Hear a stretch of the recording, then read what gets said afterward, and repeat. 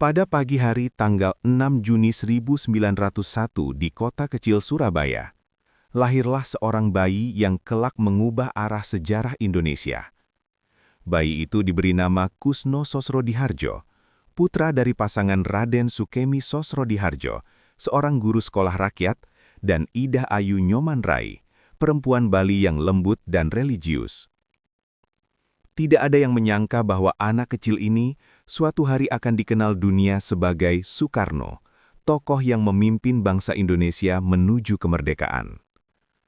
Masa kecil Kusno tidaklah selalu mudah. Ia sering sakit-sakitan, sehingga orang tuanya memutuskan mengganti namanya menjadi Soekarno, mengikuti kepercayaan Jawa bahwa perubahan nama dapat membawa nasib baru. Sejak saat itu, kesehatan Soekarno mulai membaik, dan semangat hidupnya tumbuh semakin kuat. Soekarno tumbuh di tengah keluarga yang mencintai ilmu pengetahuan. Ayahnya sering mengajarkan sejarah, sastra, dan gagasan tentang kebebasan.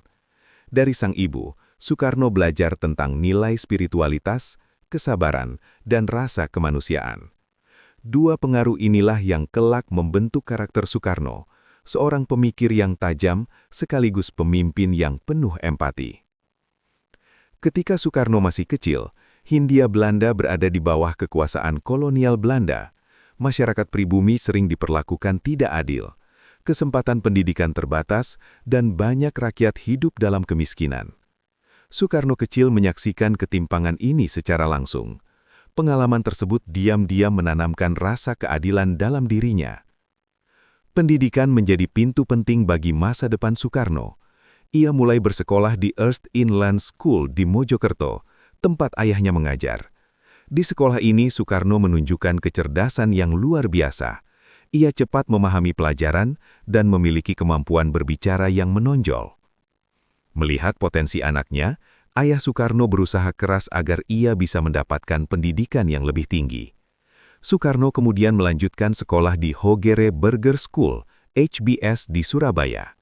Disinilah hidupnya mulai berubah secara drastis. Selama di Surabaya, Soekarno tinggal di rumah HOS Cokro Aminoto, seorang tokoh pergerakan nasional dan pemimpin Sarekat Islam. Rumah Cokro Aminoto sering menjadi tempat berkumpulnya para pemikir, aktivis, dan tokoh pergerakan. Bagi Soekarno muda, rumah itu seperti universitas kehidupan. Di ruang tamu rumah tersebut, Soekarno sering mendengarkan diskusi tentang politik, kolonialisme, dan masa depan bangsa Indonesia.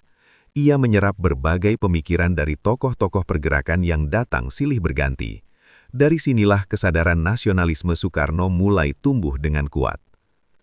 Soekarno juga dikenal sebagai siswa yang sangat gemar membaca. Ia mempelajari buku-buku tentang sejarah dunia, revolusi, dan perjuangan kemerdekaan bangsa lain. Kisah perjuangan tokoh-tokoh seperti Napoleon, Abraham Lincoln, dan Mahatma Gandhi memberi inspirasi besar dalam pikirannya. Namun bukan hanya buku yang membentuk Soekarno, ia juga belajar dari kehidupan nyata di sekitarnya. Ia melihat rakyat kecil bekerja keras, namun tetap hidup dalam keterbatasan. Ia menyaksikan bagaimana bangsa sendiri diperlakukan sebagai warga kelas 2 di tanahnya sendiri. Pengalaman ini menyalakan api dalam hati Soekarno. Ia mulai bertanya, mengapa bangsa Indonesia harus hidup di bawah penjajahan? Mengapa rakyat tidak memiliki kebebasan menentukan nasibnya sendiri? Pertanyaan-pertanyaan tersebut perlahan berubah menjadi tekad. Soekarno bukan sekedar ingin menjadi orang terpelajar, ia ingin menjadi bagian dari perubahan besar bagi bangsanya. Dalam dirinya, mulai tumbuh keyakinan bahwa suatu hari Indonesia harus merdeka. Masa muda Soekarno dipenuhi dengan pembentukan gagasan dan semangat perjuangan. Ia mulai belajar berpidato di depan teman-temannya, menyampaikan gagasan tentang persatuan dan kemerdekaan. Bahkan sejak usia muda, kemampuan orasinya sudah mampu memikat banyak orang. Api nasionalisme dalam diri Soekarno semakin membakar. Ia menyadari bahwa perjuangan kemerdekaan tidak hanya membutuhkan senjata, tetapi juga ide, keberanian, dan kemampuan menggerakkan rakyat. Langkah-langkah kecil yang ia jalani sebagai pelajar kelak menjadi fondasi perjalanan besar menuju kemerdekaan Indonesia. Dan dari seorang anak bernama Kusno yang lahir di Surabaya, perlahan muncul sosok pemimpin yang suatu hari akan dipanggil oleh jutaan rakyat dengan penuh hormat, Bung Karno. Perjalanan besar itu baru saja mulai. Setelah menyelesaikan pendidikan di Hogre Burger School, Surabaya, kehidupan Soekarwo memasuki babak baru yang semakin menentukan arah masa depannya. Masa remaja yang ia habiskan di rumah HOS Cokro Aminoto telah membuka pikirannya tentang perjuangan, politik, dan cita-cita kemerdekaan. Kini, dengan semangat yang semakin matang, Soekarno melanjutkan pendidikan ke kota Bandung untuk belajar di Teknise Hogeres Hall te Bandung, yang kelak dikenal sebagai Institut Teknologi Bandung. Bandung pada awal abad ke-20 adalah kota yang berkembang pesat. Di sana berkumpul para intelektual muda, pelajar, dan aktivis yang mulai memikirkan masa depan bangsa. Suasana intelektual ini sangat mempengaruhi Soekarno. Ia tidak hanya belajar teknik sipil di kampus, tetapi juga mempelajari gagasan-gagasan besar tentang kemerdekaan dan kebangsaan. Di Bandung, Soekarno mulai menunjukkan bakatnya sebagai pemikir sekaligus orator yang luar biasa. Ia aktif berdiskusi dengan teman-temannya mengenai nasib bangsa Indonesia di bawah penjajahan Belanda. Dari diskusi-diskusi tersebut, Soekarno semakin yakin bahwa bangsa Indonesia harus bersatu untuk meraih kemerdekaan. Pada masa itu, berbagai organisasi pergerakan mulai bermunculan. Ada yang bergerak di bidang pendidikan, sosial, hingga politik. Namun, Soekarno melihat bahwa perjuangan bangsa masih terpecah-pecah. Banyak kelompok bergerak sendiri-sendiri tanpa satu visi yang benar-benar menyatukan seluruh rakyat. Pemikiran ini mendorong Soekarno untuk mencari konsep yang mampu menyatukan berbagai perbedaan di Indonesia. Ia mulai merumuskan gagasan tentang nasionalisme Indonesia, sebuah nasionalisme yang tidak hanya berdasarkan suku, agama, atau daerah, tetapi berdasarkan kesadaran bahwa seluruh rakyat di kepulauan ini adalah satu bangsa.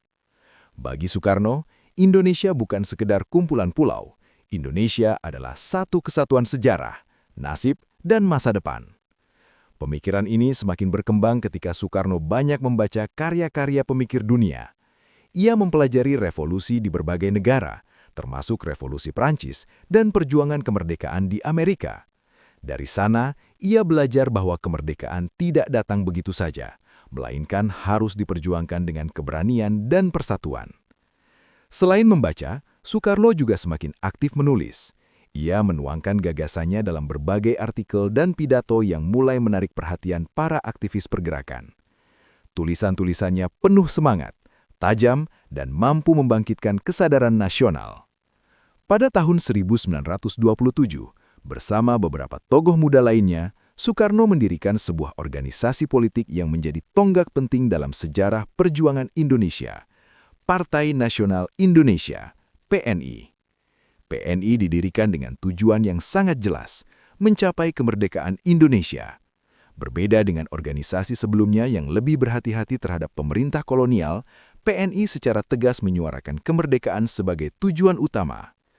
Soekarno menjadi salah satu pemimpin utama dalam organisasi ini. Dengan kemampuan pidatonya yang luar biasa, ia mampu menggerakkan banyak orang untuk bergabung dalam perjuangan nasional. Setiap kali Soekarno berbicara di depan rakyat, kata-katanya mampu membakar semangat dan menanamkan harapan. Pidato-pidatonya sering dipenuhi dengan kalimat yang menggugah tentang harga diri bangsa, persatuan rakyat, dan masa depan Indonesia yang merdeka.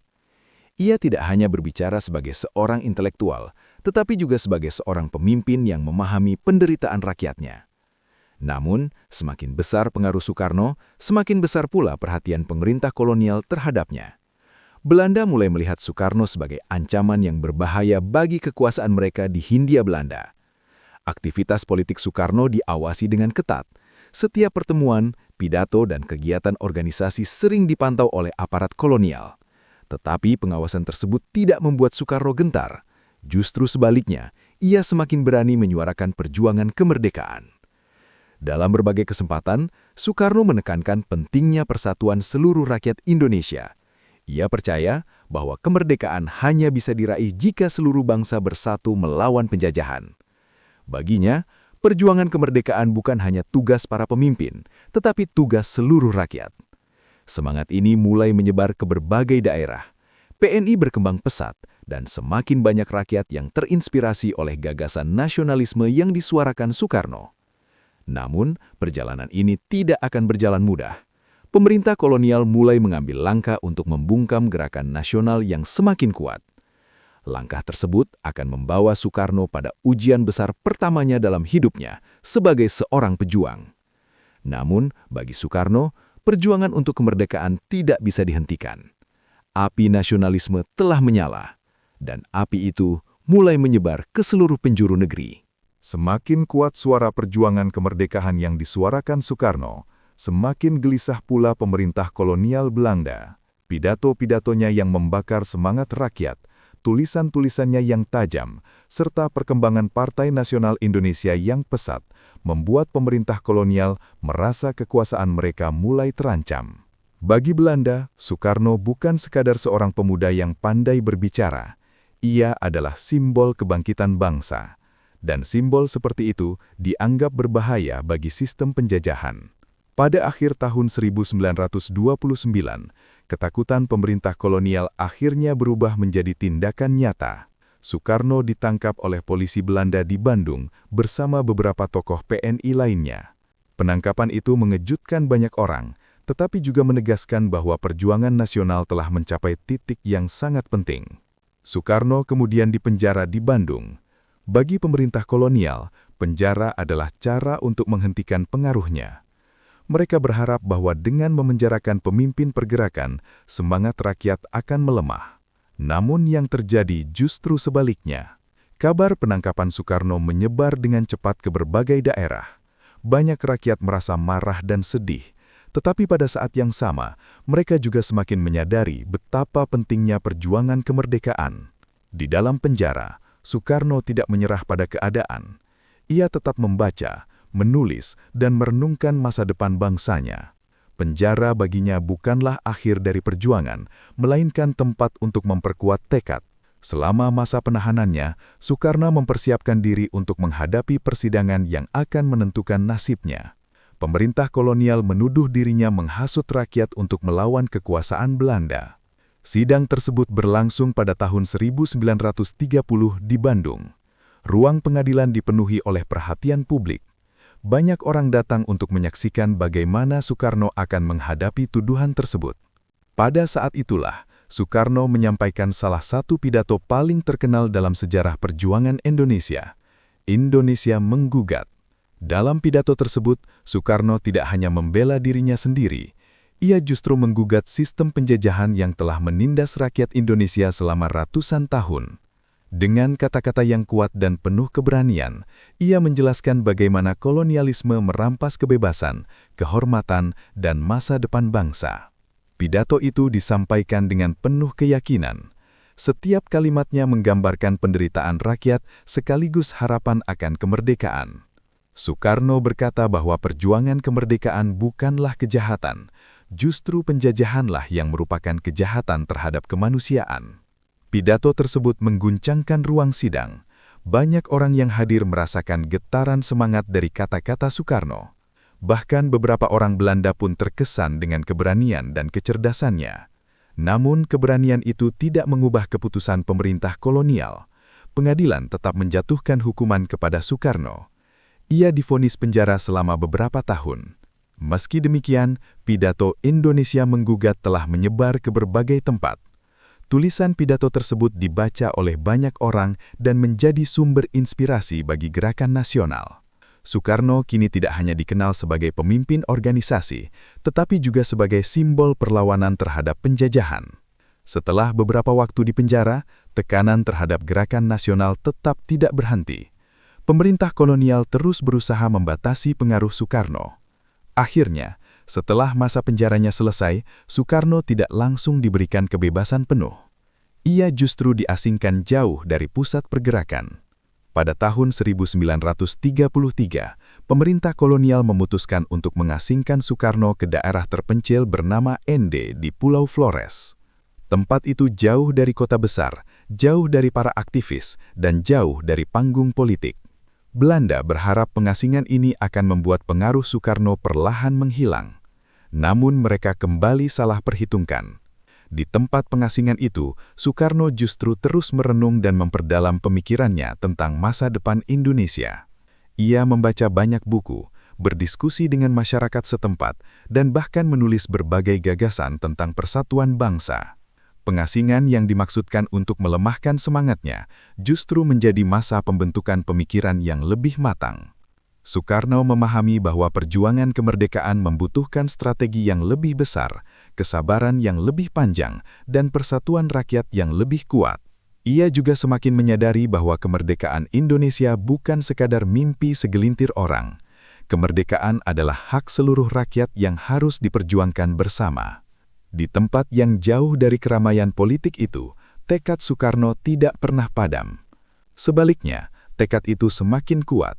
Seperti api yang tersembunyi di balik abu, semangat perjuangan Soekarno tetap menyala, menunggu saat yang tepat untuk kembali menerangi jalan menuju kemerdekaan Indonesia. Dan masa itu perlahan semakin mendekat. Tahun-tahun pengasingan tidak mampu memadamkan semangat perjuangan Soekarno. Setelah beberapa waktu di ND, pemerintah kolonial memindahkannya ke Bengkulu pada tahun 1938. Di kota kecil di pesisir barat Sumatera itu, Soekarno kembali menjalani kehidupan yang jauh dari pusat politik. Namun, seperti sebelumnya, pengasingan tidak pernah membuatnya berhenti berpikir dan merencanakan masa depan bangsanya. Di Bengkulu, Soekarno tetap aktif berinteraksi dengan masyarakat. Ia mengajar, berdiskusi, dan menulis. Meskipun ruang geraknya terbatas, pikirannya terus bekerja. Ia merenungkan bagaimana bangsa Indonesia yang sangat beragam bisa bersatu dalam satu tujuan besar, kemerdekaan. Namun, keadaan dunia mulai berubah dengan cepat. Pada akhir tahun 1930-an hingga awal 1940-an, dunia dilanda perang besar yang kemudian dikenal sebagai World War II. Perang ini melibatkan banyak negara besar dan membawa dampak besar bagi wilayah Asia, termasuk Hindia Belanda. Pada tahun 1942, Jepang menyerbu wilayah Asia Tenggara dan berhasil mengalahkan Belanda di Hindia Belanda. Kekuasaan kolonial Belanda yang telah berlangsung selama ratusan tahun runtuh dalam waktu singkat. Jepang kemudian mengambil alih kekuasaan di wilayah Indonesia. Perubahan ini membawa situasi baru bagi para pemimpin nasional Indonesia, termasuk Soekarno dan Muhammad Hatta. Jepang memiliki kepentingan sendiri di wilayah ini, tetapi mereka juga mencoba menarik dukungan rakyat Indonesia dengan menjanjikan masa depan yang lebih baik. Soekarno dan Hatta berada dalam posisi yang sangat sulit. Di satu sisi, mereka sadar bahwa Jepang adalah kekuatan pendudukan baru. Namun, di sisi lain, mereka melihat peluang untuk memanfaatkan situasi ini demi mempersiapkan kemerdekaan Indonesia. Dengan sangat hati-hati, para pemimpin nasional bekerja di tengah sistem pemerintahan Jepang. Mereka berusaha mempersiapkan rakyat, membangun organisasi, dan menanamkan semangat kebangsaan yang semakin kuat. Selama masa pendudukan Jepang, Soekarno sering berpidato di depan rakyat. Pidato-pidatonya tidak hanya bertujuan mendukung program pemerintah saat itu, tetapi juga menyisipkan pesan persatuan dan kebangsaan yang semakin jelas. Sementara itu, keadaan World War II mulai berubah. Pada tahun 1945, Jepang mulai mengalami kekalahan di berbagai front perang. Situasi ini membuat masa depan Jepang di Asia menjadi semakin tidak pasti. Melihat keadaan tersebut, para pemimpin Indonesia mulai mempersiapkan langkah menuju kemerdekaan. Pada bulan Agustus 1945, dibentuk sebuah badan yang bertugas merumuskan dasar negara Indonesia. Dalam sidang penting badan tersebut, Soekarno menyampaikan pidato bersejarah tentang konsep dasar negara yang kemudian dikenal sebagai Pancasila. Pidato tersebut menjadi momen penting dalam perjalanan bangsa Indonesia. Dalam gagasannya, Soekarno menekankan 5 prinsip utama yang dapat menjadi dasar bagi negara Indonesia yang merdeka: kebangsaan, kemanusiaan, persatuan, musyawarah, dan keadilan sosial. Konsep tersebut diterima dengan penuh antusias oleh para tokoh yang hadir. Pancasila kemudian menjadi fondasi bagi negara Indonesia yang akan segera lahir. Namun, perjalanan menuju kemerdekaan belum selesai. Pada bulan Agustus 1945, dunia kembali diguncangkan oleh peristiwa besar. Amerika Serikat menjatuhkan bom atom di kota Hiroshima dan Nagasaki. Peristiwa ini memaksa Jepang untuk menyerah kepada sekutu. Kabar kekalahan Jepang menyebar dengan cepat. Bagi para pemimpin Indonesia, ini adalah momen yang sangat menentukan. Jika mereka tidak segera bertindak, ada kemungkinan Belanda akan kembali dan mengambil alih kekuasaan. Golongan muda mendesak agar kemerdekaan segera diproklamasikan tanpa menunggu keputusan pihak manapun. Ketegangan pun terjadi antara kelompok pemuda dan para pemimpin senior. Pada tanggal 16 Agustus 1945, Soekarno dan Hatta bahkan sempat dibawa oleh para pemuda ke sebuah daerah bernama Rengas Dengklok. Tujuan mereka adalah agar kedua pemimpin tersebut segera mengambil keputusan untuk memproklamasikan kemerdekaan. Di tempat itu, diskusi panjang terjadi.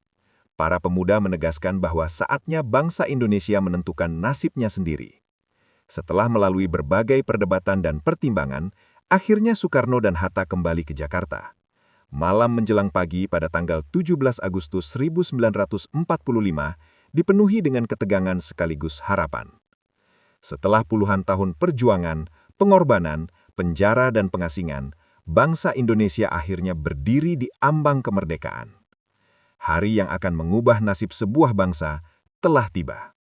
Dan nama Soekarno akan selamanya terukir dalam sejarah sebagai salah satu tokoh utama yang memimpin lahirnya Indonesia merdeka.